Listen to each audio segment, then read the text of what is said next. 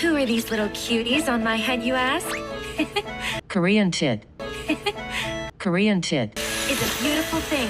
Okay, it's time to talk about Trina, our newest unit that is coming tomorrow, and she's a cowgirl, so definitely going to have some fans for that reason. But more importantly, she is a burst 2 support, and we want to know, is she worth pulling? And I have a feeling there's going to be a lot of fans out there, not only because she's a cowgirl, but because she supports one of the most popular units in the game, and that is the original Scarlet.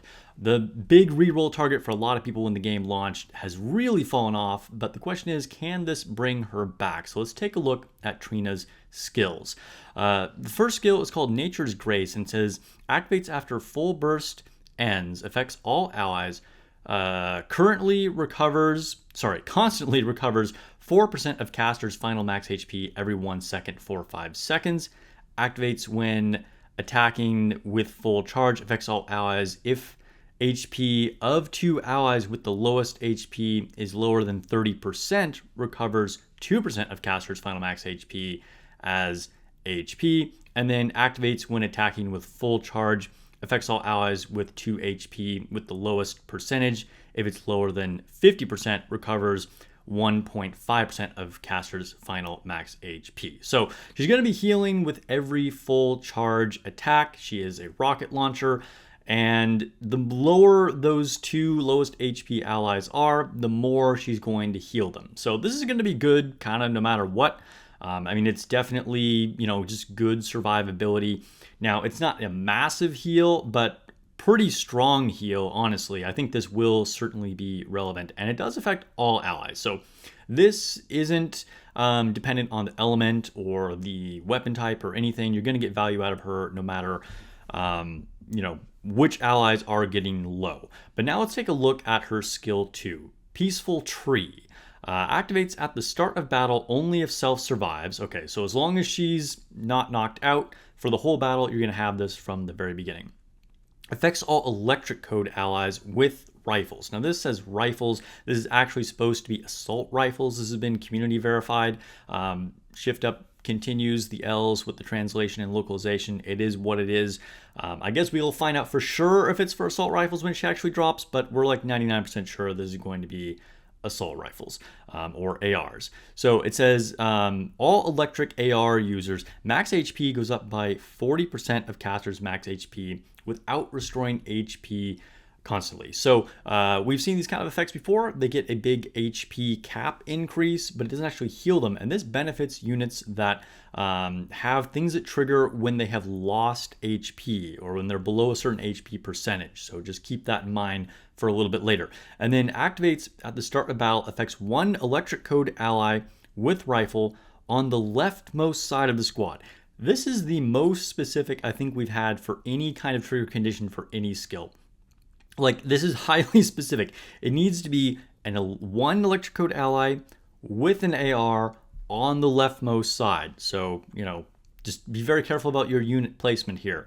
It says invulnerable for 2 seconds. Now, I've been thinking about this. I don't know when this would ever actually be relevant. Please comment below if you can think of a scenario where this is actually impactful. I don't know if there's like a specific boss I'm not thinking of that tries to like nuke you right away at the beginning, or what exactly would happen here. I don't know why we need to keep this one unit invulnerable for 2 seconds, unless this is only relevant for specific units going forward, which also we'll get back to that in a second as well. The next part of the effects is activates when using full burst. Affects 1 electric code ally with an AR on the leftmost side of the squad, so same trigger condition. Attack damage goes up 94% for 10 seconds, and reload speed goes up 50% for 10 seconds. That's huge. Attack damage almost doubles. That is nuts. That is an insane buff. Also, having 50% faster reload speed is a really, really good buff as well. All right, so now let's take a look at her burst. So most importantly, it is 20-second cooldown. So that's what we always want to see for high tier supports or burst 2s of any kind, to be honest.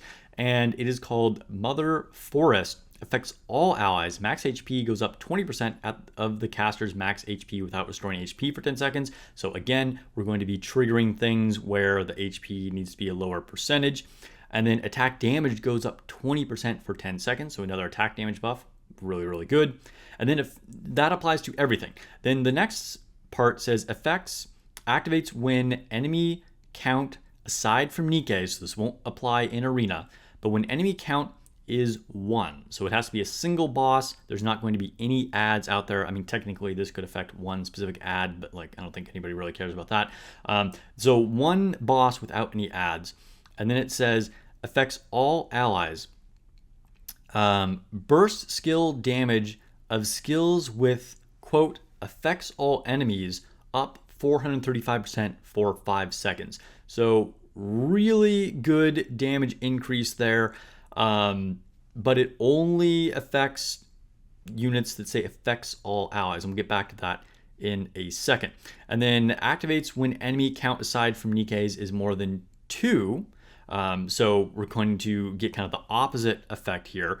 So this says affects all allies, changes spread root, wilted roots, burst skill damage of skills with affects all enemies goes up 64% for 5 seconds. So when the enemy count is 1, you're going to get a 430% damage increase. When the enemy count is 2 or more, you're going to get an increase of 64%. So very big difference in the amount of buff you're getting there, but it's going to be good either way. Decent against mobs, extremely effective against single target bosses. Again, neither one does affect nikke, so it's not relevant in arena. Although arena isn't relevant in arena, so there's that. Affects all electric code allies. We're still not done with ARs. Hit rate goes up by 45% for 10 seconds, and max ammo capacity goes up 20 rounds for 10 seconds. So we're going to be getting more accurate shots, which is really good for ARs, because ARs are one of the least accurate weapons aside from SMGs, and SMGs just suck no matter what.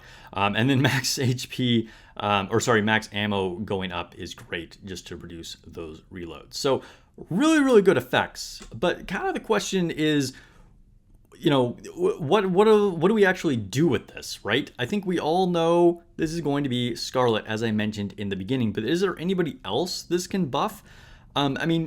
Before we get into looking at the other units, let's talk about Scarlet for a second here. So this is going to, all the skills that increase the max HP without healing is going to benefit Scarlet's skill 1, I believe it is. It says activates when HP falls below 60%, affects self-critical damage goes up. So you're going to get that crit damage buff more easily. And then I believe her other low HP threshold thing is on her burst.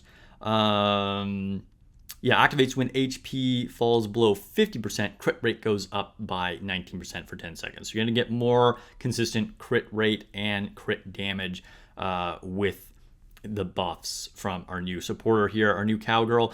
And more importantly, of course, the big damage buff for the quote-unquote affects all enemy effects is Scarlet's burst, right? Which can deal 850% of final attack as burst skill damage to all enemies. This might be what Scarlet needs, okay? But actually, she doesn't really need a damage buff. She's still a very good damage dealer. This is just going to make her even more of an insane damage dealer.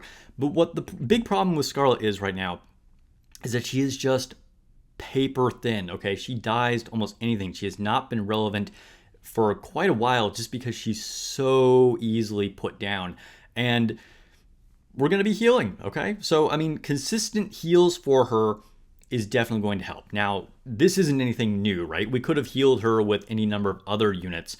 But the problem is someone like Naga wasn't really good enough heals to keep her alive in a lot of situations, and you want to put Naga on a better team anyway. You didn't want to waste her on your Scarlet team. And then you could keep her alive more easily with someone like Rapunzel, but then you're not really getting anything other than heals. You're going to take a big DPS loss. So our new cowgirl here is going to do both. So this could be very relevant. Whether she'll actually really be pushed into the meta for things like solo raid remains to be seen. I wouldn't be surprised if we saw her on like a 4th or at least 5th team.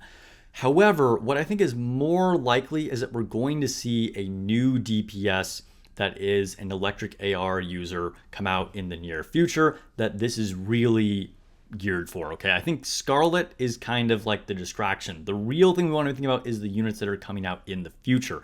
Is that going to be the anniversary unit? Is it going to be Stellar Blade units? Just another big DPS? I don't know, but I think that's really what we want to keep an eye out for. So let's talk about what else she can buff though. Like what else can we get right now? She actually buffs Haran's burst because that has another effect of affects all enemies. So still going to get a big damage buff from her burst. Also, she's an electric code. Now she's not going to qualify for a lot of those other things that our Cowgirl does, but you know, if you're fighting electric enemies, she could be on the squad anyway. Is it going to push Haran into top tier? Probably not, but just wanted to let you know it does benefit her in some ways. And you're going to get it from, you know, a number of other burst attacks that affect all enemies, such as Quincy, Maid Privity, which notably is another electric unit, 2B, or even Ray. So there are a lot of units that are going to get at least that last buff for the affects all enemies for the burst effect. So I would probably pick her up. You know, I mean, you know, I've never been a big Scarlet user, but I feel like, again, we want to be looking towards the future. And Shift Up has done this a number of times, honestly, where you know, we'll get a support that doesn't seem that relevant, and then later on we'll get a unit that really shows why you wanted that support. So just keep that in mind.